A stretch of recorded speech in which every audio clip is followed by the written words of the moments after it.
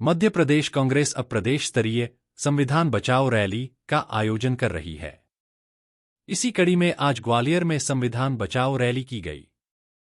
कांग्रेस नेताओं ने संविधान बचाने के नाम पर केंद्र की मोदी सरकार को जमकर घेरा है। वहीं इस दौरान जब दिग्विजय सिंह का भाषण शुरू हुआ तो सुनने वाले कांग्रेसी ही गायब हो गए, जिसके बाद दिग्विजय सिंह गुस्से में आ गए। वो मंच से कहने लगे, मंच की लड़ाई खत्म करो, अब मैं नीचे बैठूंगा, जब बोलने का वक्त आएगा तब बोलूंगा। कई लोग आ जाते हैं बैठने के लिए, ये गलत है। वहीं बीजेपी कांग्रेस की संविधान बचाओ रैली पर उसे जमकर घेर रही है। भले ही विधानसभा में अभी 3 साल का वक्त बचा हो, लेकिन कांग्रेस अभी से बीजेपी की केंद्र और राज्य सरकार के खिलाफ माहौल बनाने के लिए निकल पड़ी है। वह अब अपने कैंपेन को संविधान बचाओ अभियान का नाम दे रही है, जिसमें प्रदेश स्तर पर रैली, जिला स्तर और ब्लॉक स्तर तक जाने का प्लान है। इसी कड़ी में आज ग्वालियर में रैली आयोजित की गई, जिसमें जीतू पटवारी ने कहा, ज्योतिरादित्य सिंधिया ने विधायकों को दल बदलवाकर एक चुनी हुई सरकार को गिरा दिया। ज्योतिरादित्य सिंधिया ने कहा था कि वह सड़क पर उतरेंगे क्योंकि उनका अपमान हो रहा है। उन्होंने इसे संविधान पर आघात बताया और आपके दिए हुए वोट को चुनौती दी। अगर यह संविधान खतरे में नहीं था तो फिर और क्या था? आज वही ज्योतिरादित्य सिंधिया देश में मंत्री बने हुए हैं। मामला नहीं है तो क्या है कि जिसमें जो सरकार अभी बनी उसका काम सिर्फ लोगों को लूटना और दहशत फैलाना रह गया। मैं अनुरोध करना चाहता हूं आप सबसे कि सभी परिवार के लोग, ये लड़ाई बहुत संघर्ष की है, ये लड़ाई बहुत महत्वपूर्ण है। अभी कोई चुनाव नहीं है जिसके लिए हम ये बात कर रहे हैं। देश में कांग्रेस पार्टी ने अपना बलिदान देकर देश बनाया, उन्नति में भी अपनी शहादत दी। हमारे देश ने कांग्रेस पार्टी का योगदान कभी कोई मिटाया नहीं जा सकता। इस देश की आत्मा है कांग्रेस, इस देश की आत्मा है संविधान, इस देश की आत्मा है वोट का अधिकार। मैं आप सबसे आग्रह करता हूं, अगर अपने वोट के अधिकार को सुरक्षित रखना है तो कांग्रेस पार्टी का कार्यक्रम हो, चाहे जिले की रैली हो, चाहे विधानसभा की, चाहे घर घर जाने की, एक एक कांग्रेस का परिवार उसको निभाएगा। मैं अंत में इतना जरूर कहना चाहता हूं, हाथ ऊंचे करके हम सब परिवार के लोग संविधान तब बता सकते हैं जब हम कांग्रेस को ताकतवर बना सकते हैं, हमारा संगठन मजबूत कर सकते हैं, हम सब मिलकर एकजुट हो सकते हैं, अपने गिले शिकवे भूलकर एक साथ होकर कांग्रेस को मजबूत कर सकते हैं, तब संविधान बचाने का हम संकल्प ले पाएंगे। मैं आप सबका बहुत साधुवाद करता हूं कि इतनी गर्मी में भी आप सब पधारे। दोनों हाथ ऊंचे कर आदरणीय प्रभारी जी को यह आश्वासित करो कि हम सब मिलकर संविधान के संघर्ष की शपथ लेंगे। भारत माता की।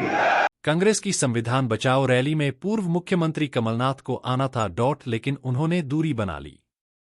तो वहीं इस रैली में पूर्व सीएम दिग्विजय सिंह, प्रदेश अध्यक्ष जीतू पटवारी, नेता प्रतिपक्ष उमंग सिंघार, कांग्रेस के प्रदेश प्रभारी हरीश चौधरी, पूर्व मंत्री और विधायक जयवर्धन सिंह, पूर्व मंत्री गोविंद सिंह, पूर्व प्रदेश अध्यक्ष अरुण यादव मौजूद रहे। वहीं सुप्रिया सीनेट ने कहा, आज जब संविधान पर हमले हो रहे हैं तो राहुल गांधी और मल्लिकार्जुन खड़गे के नेतृत्व में कांग्रेस इसका सबसे बड़ा संघर्ष कर रही है। देश में गरीबों, दलितों, आदिवासियों और अल्पसंख्यकों पर अत्याचार हो रहा है, जो साफ संकेत है कि संविधान खतरे में है। वहीं कार्यक्रम में दिग्विजय सिंह के दौरान कुर्सियां खाली हो गई, जिससे वह गुस्से में आ गए। वो मंच से कहने लगे, मंच की लड़ाई खत्म करो, अब मैं नीचे बैठूंगा, जब बोलने का वक्त आएगा तब बोलूंगा। कई लोग आ जाते हैं बैठने के लिए, ये गलत है। वहीं बीजेपी के एससी मोर्चा के राष्ट्रीय अध्यक्ष लाल सिंह आर्य ने भी कांग्रेस की संविधान बचाओ रैली पर उसे जमकर घेरा है। अगली रैली होना चाहिए संविधान बताओ, संविधान पढ़ाओ, संविधान में है क्या। हम लोग संविधान बचा रहे हैं, लेकिन संविधान की कौन कौन से अनुच्छेद हैं जो महत्वपूर्ण है, जिसके बारे में हमें जानकारी मिलनी चाहिए। आज मुझे ग्वालियर के विष्णुकांत शर्मा जी, पता नहीं यहाँ है कि नहीं है, उन्होंने ये मुझे पैम्फलेट दी और ये दी। यदि इस प्रकार की पैम्फलेट प्रदेश कांग्रेस कमेटी अगर जन जन तक पहुंचाए, कांग्रेस जन तक पहुंचाए, तो हमारे कांग्रेसियों को मालूम होगा कि हम लोग संविधान बचा रहे हैं कि अपने आप को खुद को बचा रहे हैं। हम अपने आप को खुद को बचा ले तो संविधान बच जाएगा, क्योंकि हमारी पार्टी ने न्याय पथ की घोषणा की है। और न्याय पथ की जब घोषणा की है तो उसमें 3 हमें बातें कही है। संकल्प क्या लेना है? संविधान बचाने का, लेकिन संविधान बचाने के पहले संविधान बताने का। मैं आपसे कहता हूं कि पूरे संविधान पढ़ने की आवश्यकता नहीं है, ये अनुच्छेद है, मैं उन्हें पढ़ रहा हूं।